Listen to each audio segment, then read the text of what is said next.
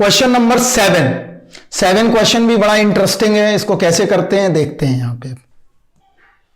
इसके बाद और बचे हैं क्या? 8, बस टोटल 8 हैं। 8 बेसिक देख लिए, हमारे बहुत सारे बेसिक बिल्डअप हो गए होंगे यहां से। अब देखो एफ एक्स इक्वल क्या दिया है? एफ एक्स इक्वल है x minus greatest integer function x. हमने क्या सिखाया था कि ये जो ग्रेटेस्ट इंटीजर फंक्शन है बेटा, ये ओनली इनपुट पर डिसाइड है। इसका इनपुट क्या होगा? इंटीजर होगा। क्लियर है? Always defined in integers. जब ये इंटीजर्स पे डिफाइन है इनपुट, दूसरी बात ये पीस वाइज डिफाइंड भी है।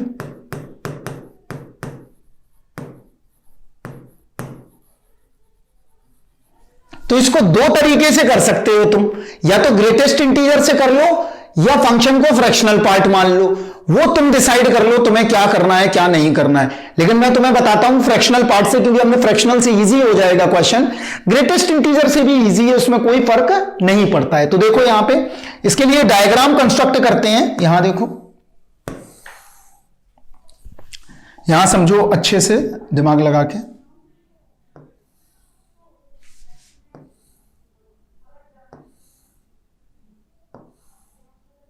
राइट?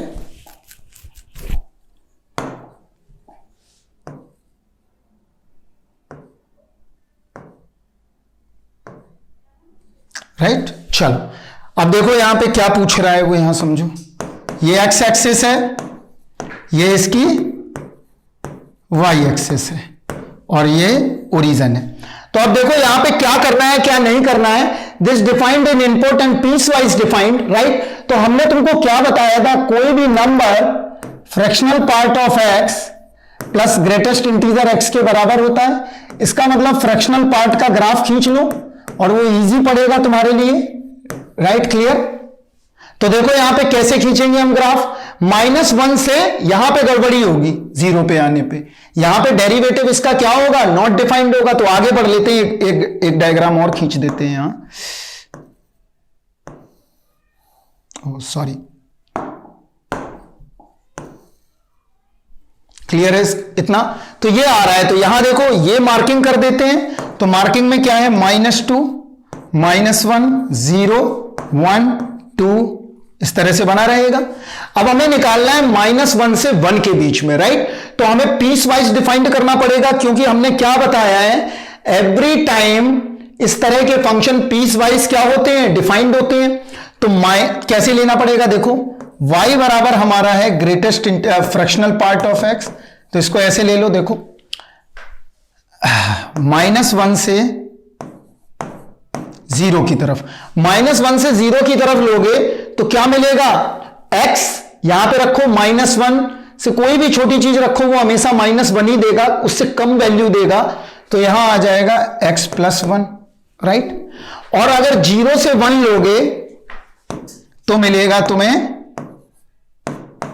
x के बराबर। और यहीं तक हमें पहुंचना है। तो देखो अब यहां -1 to 1 fractional part of x, एक ही बात है dx, या इसी को लिख सकते हैं -1 to 1 x greatest integer x dx। तो देखो क्या मिल रहा है अभी। एक तो जा रहा है -1 से 0, एक जा रहा है -1 से 0 प्लस एक जा रहा है 0 से 1।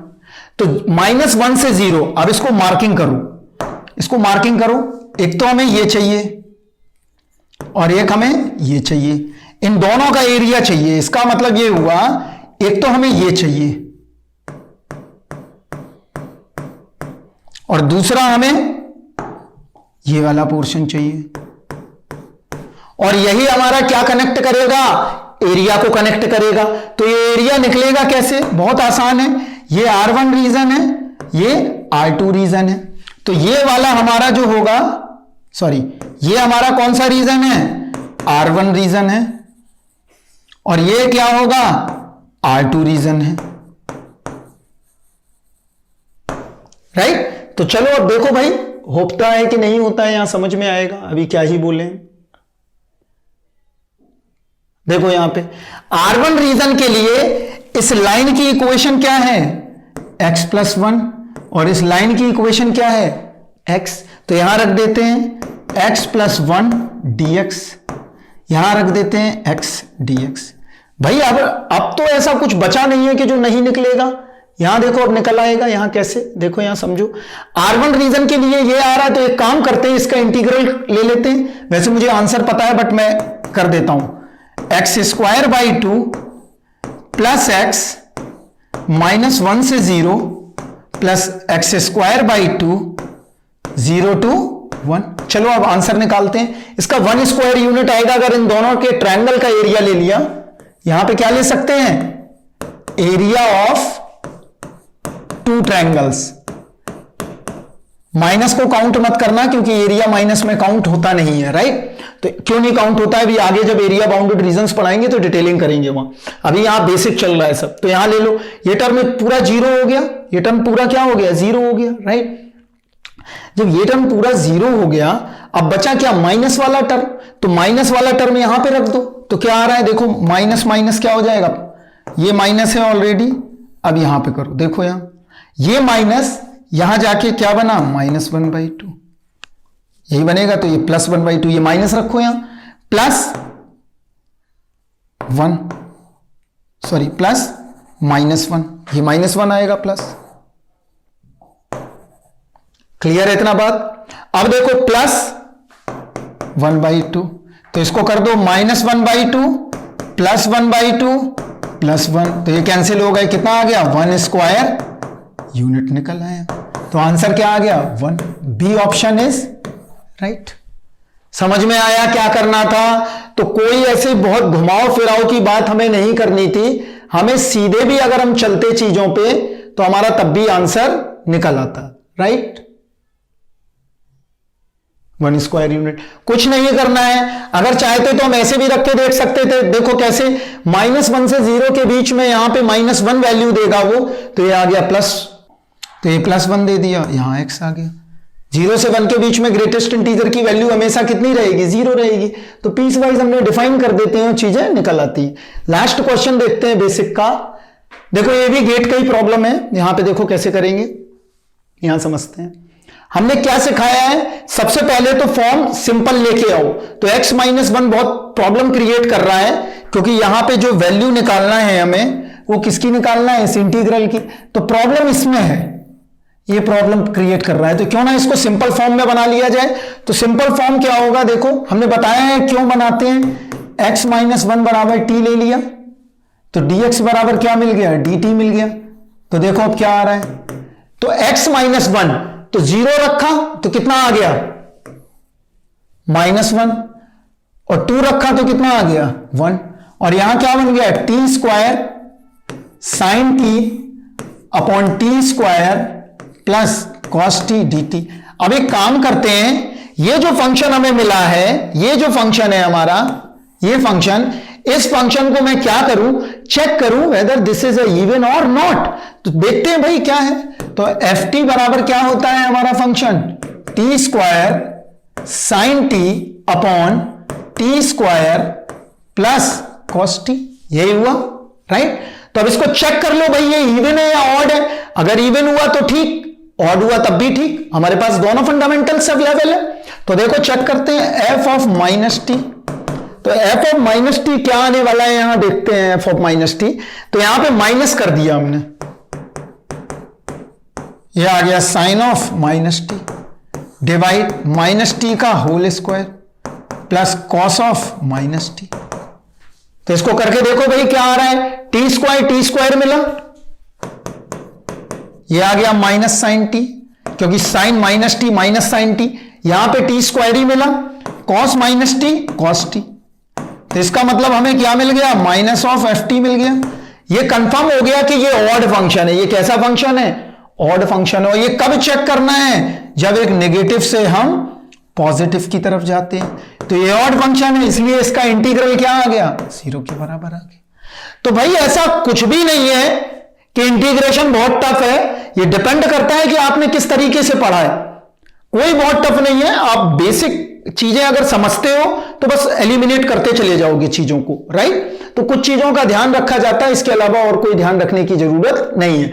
अब हम नेक्स्ट टॉपिक में तुम्हें 2 चीजें और पढ़ाएंगे, उसकी बेसिक लेंगे, इसके बाद हम आएंगे एरिया बाउंडेड कर्व पे, जो कि सबसे ज्यादा इंपॉर्टेंट है। और जब एरिया बाउंडेड कर्व पढ़ा देंगे, फिर जितना पढ़ा है उनका पहला प्रॉब्लम सेशन रखेंगे हम, राइट, क्लियर। चलिए, एरिया बाउंडेड कर्व पढ़ाना है मुझे और आपको लेंथ ऑफ द कर्व पढ़ाना है। इसके बाद ही प्रॉब्लम सेशन होगा कम से कम 20 क्वेश्चंस का, राइट। फिर हम मिक्सिंग करेंगे क्वेश्चंस की कि दिमाग वहां चला पाते हो कि नहीं। तो अभी नेक्स्ट टॉपिक अब हम देखते हैं थ्योरी का। हमें 2 टॉपिक और देखने हैं अभी, इसके बाद ही बेसिक ये कंप्लीट होगा। One is a integration by parts, right, ये देखेंगे। और दूसरा हमें देखना है कि हम किस तरह से डेफिनिट इंटीग्रल, जो साइन और कॉस के क्वेश्चन आते हैं, उनको ट्रिक्स से कैसे सॉल्व कर सकते हैं, वो देखना है। इन दोनों के बेसिक देखेंगे, एरिया बाउंडेड कर्व देखेंगे, इसके अलावा हम देखेंगे लेंथ ऑफ द कर्व। ये सारे जब हो जाएंगे 5 टॉपिक, तो इनकी एक प्रॉब्लम सेशन करेंगे अराउंड 30 to 40 क्वेश्चंस की, जिससे कि आपके कंसेप्ट और ज्यादा बिल्डअप हो जाए। क्लियर है इतना बात? तो तब तक आप लोग, अभी 15 मिनट का ब्रेक है, तब तक मैं टी वगैरह लेके आता हूं, इसके बाद हम इंटीग्रेशन बाय पार्ट्स की तरफ मूव करेंगे। क्लियर है इतना बात? चलिए, चलो अब हम नेक्स्ट टॉपिक की तरफ बढ़ते हैं, इंटीग्रेशन बाय पार्ट्स। ये भी बच्चों को बड़ा ही दिक्कत देता है। सिग्नल हो गया, सिग्नल में भी बहुत तरह के इंटीग्रेशन बाय पार्ट्स के फंडामेंटल्स बनते हैं, तो इसको हम कैसे से जल्दी से सॉल्व करेंगे। देखो, हम फॉर्मूला इसका जानते हैं, तो फार्मूला तो बात नहीं करेंगे हम तुम्हें टेक्निक्स बताते हैं इसको कैसे करना है, राइट। देखो यहां पे इंटीग्रेशन बाय पार्ट्स, तो पहला देखते हैं, पहला बेसिक, आई बराबर x square sine x dx, right. इस इंटीग्रेशन को करना है, तो इस इंटीग्रेशन को कैसे करेंगे यहां समझ लेते हैं। हमने आपको बताया है, जब हम प्रोबेबिलिटी पढ़ा रहे थे तब मैंने आपको क्या बताया था कि यहां पे 2 फंक्शन है, पहला फंक्शन ये है और सेकंड फंक्शन ये है। या तो आप आइलेट याद रखो, और वो सब पता ही है आप लोगों को, मैं एक्सप्लेन भी नहीं करूंगा, वो सारी चीजें जानते ही हो ऑलरेडी इंटीग्रेशन बाय पार्ट्स की सॉल्व करने की। हम यहां देखते हैं कुछ टेक्निक्स, तो टेक्निक्स क्या है वो देखते हैं यहां पे। देखो, तो पहला केस ये है कि इन दोनों में एक फंक्शन ऐसा है जिसका डेरिवेटिव 0 होगा, उसके लिए ये वैलिड होगी। तो यहां देखो, इफ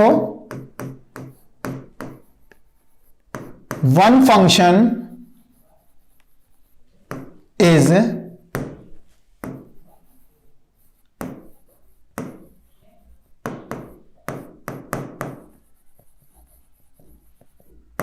अलजेब्राइक फंक्शन, और अलजेब्राइक फंक्शन का यहां समझो, अलजेब्राइक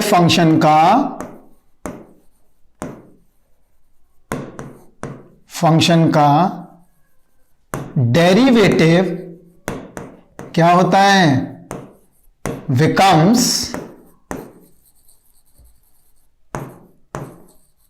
0, राइट। क्लियर है?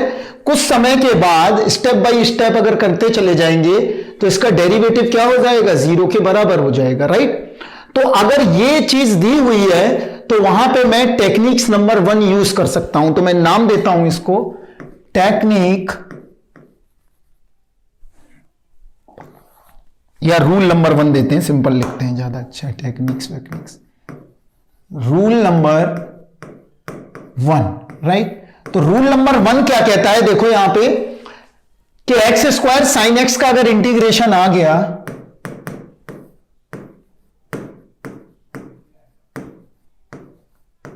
तो कैसे करेंगे। देखो यहां पे रूल क्या है, रूल अब देख लो, इसमें हम ये लगा सकते हैं आपका, क्लियर। तो कैसे लगाएंगे, अब देखो यहां पे हम क्या करेंगे,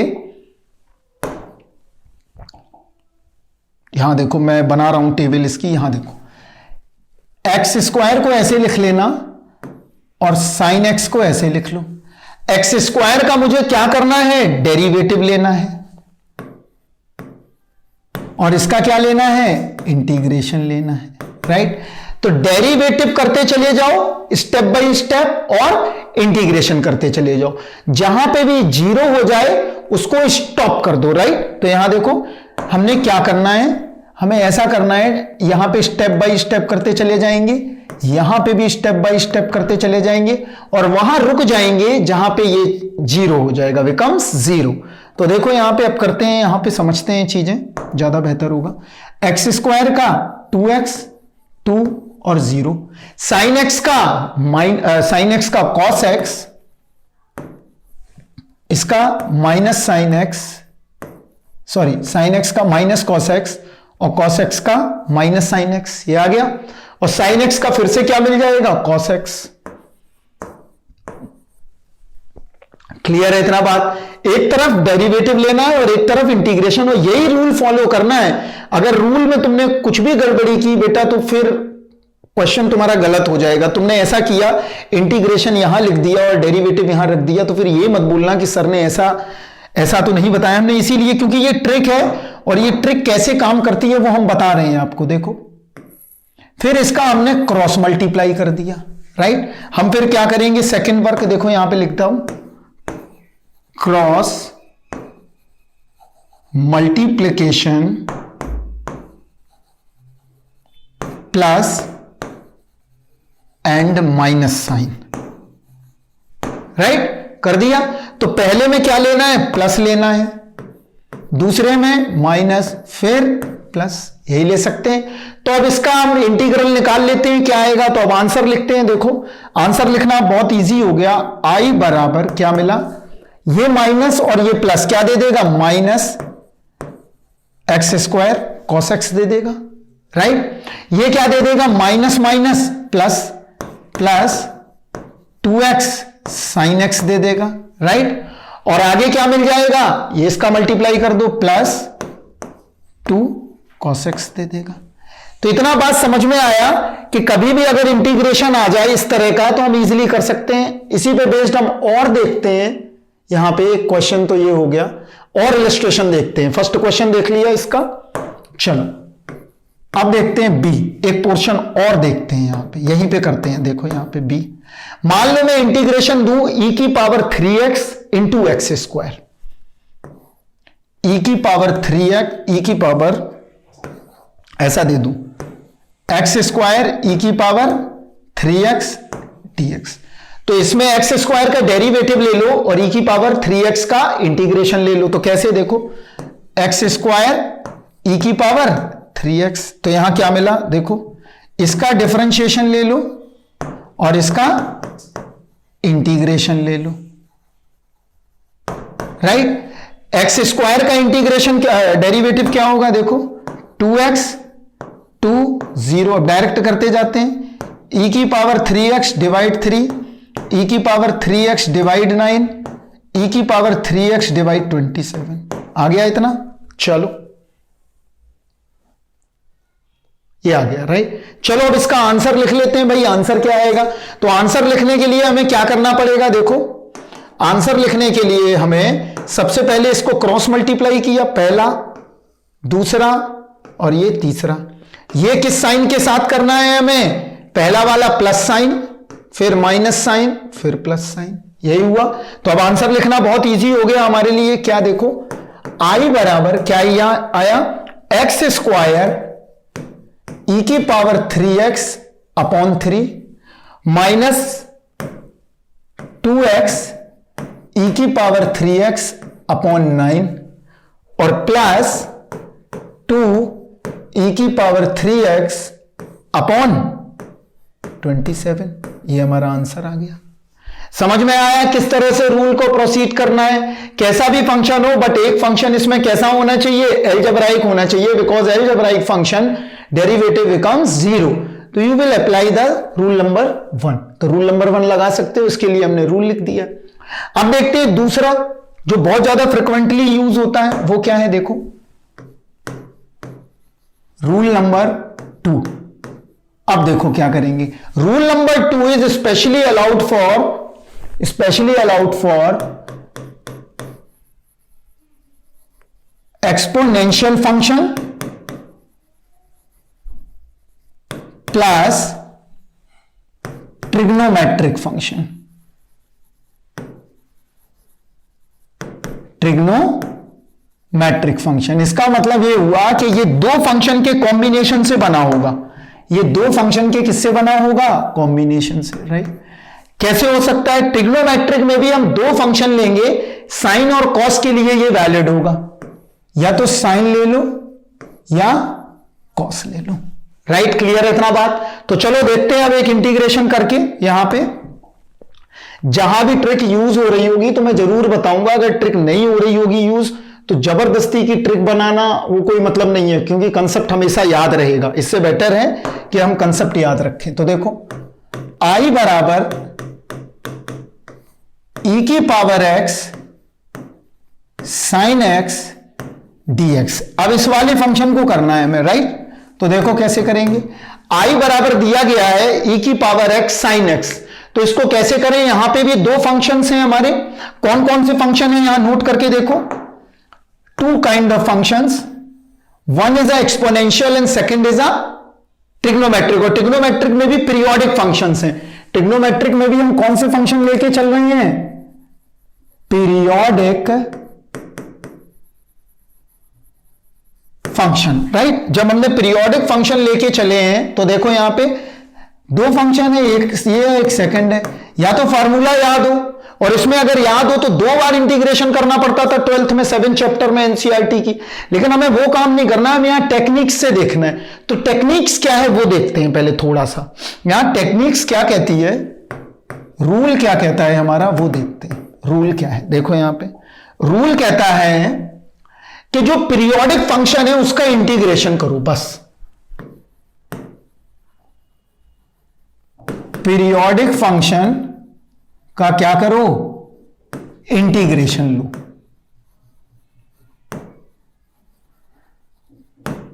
और जब पीरियोडिक फंक्शन ऑब्वियसली इंटीग्रेशन करना है तो रिपीट करेगा, रिपीट जब करे तो वहीं पे स्टॉप हो जाओ, बस। इसके बाद और कुछ नहीं करना है। तो हमेशा ध्यान रखना है कि पीरियोडिक फंक्शन का हमेशा क्या लेना है, इंटीग्रेशन लेना है। तो चलो देखो यहां पे कैसे करेंगे। e की पावर x को ऐसे रखा, साइन x को ऐसे रख लिया, राइट। तो कैसे, अब देखो यहां पे इसका मैंने क्या बताया है, क्या लेना है, डिफरेंशिएशन, और इसका क्या लेना है बेटा, इंटीग्रेशन, राइट। इसका डिफरेंशिएशन करो और इसका इंटीग्रेशन करो। तो देखो कैसे करेंगे। अब यहां e की पावर x का डिफरेंशिएशन, e की पावर x साइन x का माइनस कॉस x, e की power x minus sine x, इतना कर लोगे। स्टॉप हमें कहां होना है, यहां पे होना है। क्यों, क्योंकि ये रिपीट कर गया। जब स्टॉप यहां हो गए, यहां पे स्टॉप हो जाओ, राइट। अब देखो इसी को हमें कैसे करना है काम को, यहां समझते हैं। तो हम देखो क्या करें, इसको मल्टीप्लाई कर दें, इसको मल्टीप्लाई कर दें। जब इसको मल्टीप्लाई किया और इसको, राइट। तो देखो मल्टीप्लाई करके लिखते हैं क्या आ रहा है, i बराबर क्या मिला, माइनस e की पावर x cos x, और ये क्या हो गया, देखो यहां पे माइनस e की पावर x cos x और माइनस e की power x sin x, minus e की पावर x sin x। अब यहां पे एक की पॉइंट है, क्या देखो की पॉइंट क्या है, यहां समझो, is the one of the important की पॉइंट्स। यहां देखो क्या है, यहां की पॉइंट ये है कि जहां स्टॉप किया है उसमें और इसमें क्या कर दो, मल्टीप्लाई कर दो। क्या कर दो, यहां पे मल्टीप्लाई कर दो, multiply with integral sine, right. तो मल्टीप्लाई कर दिया मैंने। तो जब मल्टीप्लाई किया तब क्या मिल रहा है, देखो यहां पे इसको हटा देते हैं थोड़ा सा,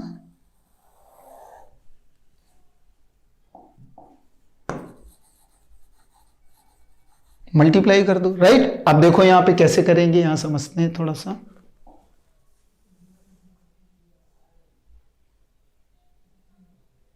राइट, देखो यहां पे कैसे करना है, यहां समझते हैं। तो मल्टीप्लाई कर दिया, अब आंसर क्या मिला, देखो i बराबर, अब देखो यहां पे i बराबर हमें क्या मिलने वाला है, यहां देखो ये आ गया माइनस e की power x cos x minus e की पावर x sin x। तो अब देखो क्या करो, इसका और इसका आमने सामने जहां स्टॉप किया है, जहां पे भी हमने स्टॉप किया है उन दोनों का मल्टीप्लाई कर दो। तो मल्टीप्लाई किया, क्या मिला, e की power x sine x, right. इसमें हमने माइनस लगा दिया और इसमें इंटीग्रेशन लगा दिया, राइट। ये कर लोगे काम। और हमको ये पता चल गया है कि ये जो है हमारा किसके बराबर है, आई के बराबर है। तो ये आई और ये आई मिलके क्या बनेगा, 2i बनेगा। तो देखते हैं, तो ये बन गया 2i बराबर माइनस e की power x cos x minus e की पावर x sin x, ये आ गया। तो i बराबर क्या मिल गया, अब इसका क्या कर दें, इस इंटीग्रल से डिवाइड कर दें। तो क्या मिला, माइनस e की पावर x cos x और माइनस e की power x sin x divide 2 आ गया हमारे पास। तो हमें ये फंडामेंटल अगर लगाओगे तो कहीं पे गलती नहीं होगी। एक क्वेश्चन और देखते हैं इसका रिवाइज के लिए। देखो